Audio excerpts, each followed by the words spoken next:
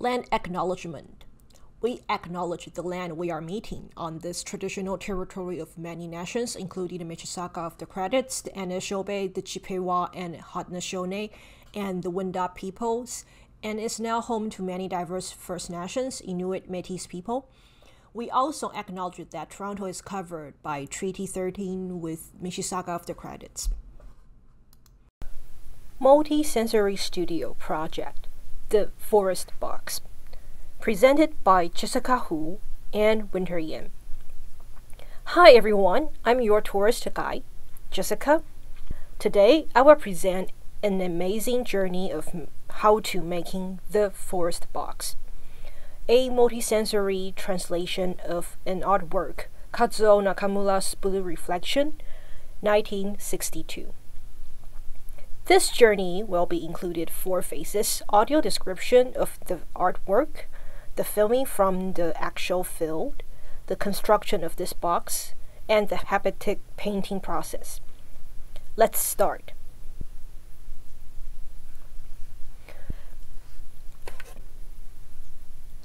Blue Reflections. The painting is from Canada, and the artist is called Kazuo Nakamura, a Japanese-Canadian artist. The artist has named the work as Blue Reflections. This paint was made in 1962. Blue Reflections is an oil painting on canvas and measures 101.7 centimeter in height and 127 centimeter wide. This paint is the collection of Art Gallery of Ontario in Toronto City, Canada. Blue Reflection is a landscape painting composed of the sky, the forest, and the water body with the reflection of the forest. These 3 components follows by 10% of the sky on the top, 50% of the forest in the middle, and 40% of the reflection at the bottom. Due to the 90% of the area in this artwork being with forest or related to the forest, the leading color tone is green with 3 to 4 different saturations. The rest of 10% is the sky, and artists select light blue to represent it. Overall, the temperature of the paint is cold color tone. The lightness is intermediate level. Except the sky part, the paint is monochrome.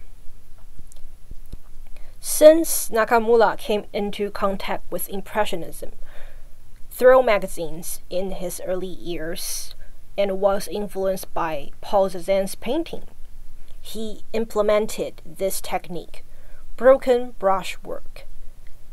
In this painting on the forest part, the middle layer, with short strokes in a horizontal direction to deliver the images of trees, and the reflection on the water body. The bottom layer with strokes in the vertical directions and cracking texture. These unique approaches to express nature became Nakamura's signature painting style. Impressionism artists provided the inspiration for Nakamura's works. Nakamura did preserve not only the brushwork skill, but also the color schema in this painting. He used different saturations of green so that he could capture the vibration feeling of the forest. Therefore, audience can perceive different colors when the painting hangs on the wall in their different directions. Previous sections revealed that Blue Reflection is a landscape painting, so there is no artifact in this artwork. However, one mystery part of this artwork is its name, Blue Reflections. But the whole work is a green color-based creation. Thus, Design team tries to explore the answer through Nakamura's background and Japanese culture. We speculate one explanation. In Japanese, the term blue could indicate two colors. Ao, a color very close to cyan, or ai-ilo, ultramarine blue. Ao, this color in Japanese culture does not mean a single color, but also includes a color spectrum from blue to green. Thus, the blue term in blue reflections involves the implication of green. Now, let's move on the next phase. Design team wants to learn information about this landscape, but due to lack of direct evidence indicating the actual location of this paint, our team studies Nakamura's biography to speculate one possible location. According to Hatch's book, in 1947, Nakamura resettled in Toronto, and in 1949, he published a watercolor painting, Winter Dawn River. Also, during that time, Nakamura was studying at Central Technical School in Toronto City. To sum up the above information and referring to the time of this paint, 1962, we speculate one possible location for blue reflections. The location might be the Dawn River area, Toronto City. Later, design team uses Google Street to select and located the place for the sound hunting and filming. Final decision is the Don Valley Brickwork Park. Let's enjoy the moment of tranquility.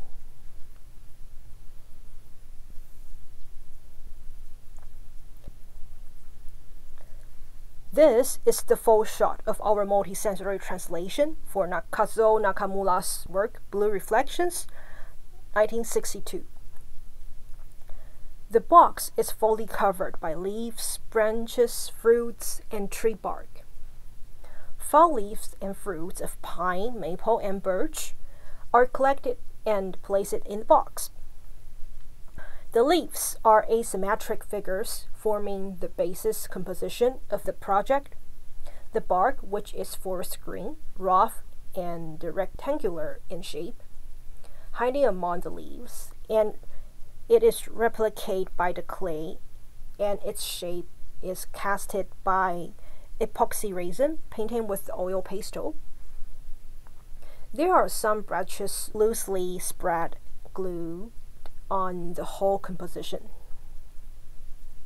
At the bottom, it is a transparent epoxy which suggests the reflection of the forest in the water, measuring about 2 centimeters thick.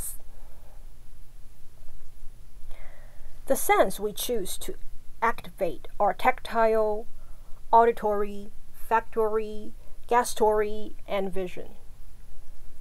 While the audience opens the box, they can touch, smell, and play with those elements. We consider the sense of touch as an essential way to translation, since it reveals the material that it is difficult to perceive through the sights, such as texture and weight. Here, we will have a close-up to the bottom, which uses epoxy to mimic the forest in water reflections. The audience can touch the reflections and feel the smooth texture. The branches and fruits of maple and birch are real, which invites the audience to indulge in the summer forest. We also use the sound of wind in the tree and the sound of water that can build up a connection to the painting itself.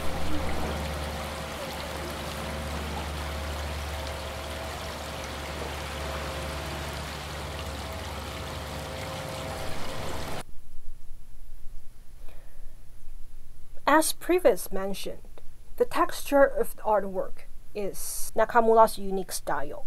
Our team would like to replicate this information through a 3D printing technique, so all users can perceive it from a tactile channel. This haptic painting is a sandwich structure composed of epoxy resin and 3D printing material. Sky part, full epoxy resin layer to show the flat smooth texture. Forest part, full 3D printing layer to show the short stroke texture. Reflection part, combining epoxy resin and 3D printing to preserve the meaning, reflection on the water and the cracking texture. The reason our team used a box to translate these artworks is because we would like to present the whole idea with the concept of time capsule, the memory and the connection to this land. Many of Nakamura's work indicate that he had a great connection with his hometown in British Columbia in his childhood, even after he relocated to Toronto. Therefore, our team would like to deliver the message to user. Not only can users submerge the experience at the moment of making their own box, but also reconnect memory after the construction. Here is the fun part: how to make your own box. First, prepare an empty box. Then, go to a park, forest, or places contains a lot of trees, and collect fall leaves, fruits, seeds, or small stick from the trees. Then, put all the representatives in your box, and voila, you have your own box. Once you bring this box back to your home, you can play with those elements and smell them. In addition, we recommended following recipe to have a comprehensive and full sensory experience of this box. You can download it from those QR codes. The recipe recommended including the maple butter, cinema birch whiskey sour, pine needle syrup. The essential elements include 1. Leaves of maple, pine, or birch trees. You can choose one of them or use more than one kind of leaves to make your own box. 2. Fruits of maple, pine, or birch trees. 3. Bark mold or even a bark from the forest. But please remember, do not hurt any tree. 4. Of course, it is box, so please prepare an empty box.